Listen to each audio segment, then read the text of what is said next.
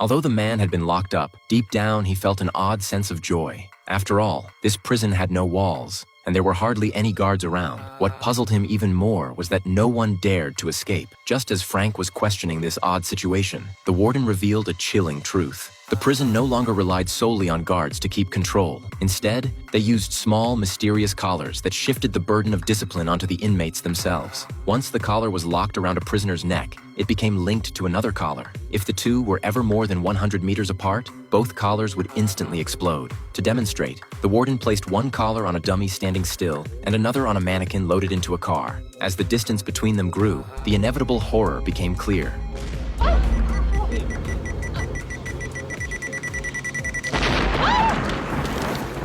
I can read minds, and I know exactly what you're thinking. The paired prisoners could just keep a safe distance from each other and escape together, right? But that's the catch. The pairings were completely random. No one knew who their collar was paired with. To make matters worse, a white boundary line encircled the prison. Crossing the boundary meant the distance had already exceeded 100 meters. But none of this was enough to scare off Frank, a brilliant electronics genius, and once an unstoppable thief. It wasn't until a failed diamond heist, when he was betrayed by an accomplice, that he ended up in this prison. His file, however, quickly caught the warden's eye, because Frank still had a stash of diamonds hidden somewhere. The warden wanted them for himself. He threatened Frank, hand over the diamonds, or suffer endlessly. But Frank wasn't the type to bow to corruption. What he underestimated was just how ruthless the warden could be. One night, just as Frank drifted to sleep, the warden stormed into his cell with a squad of brutal guards. They ransacked the room and, right on cue, discovered contraband under his bed. Frank swore he didn't smoke, but no one listened. Framed and powerless,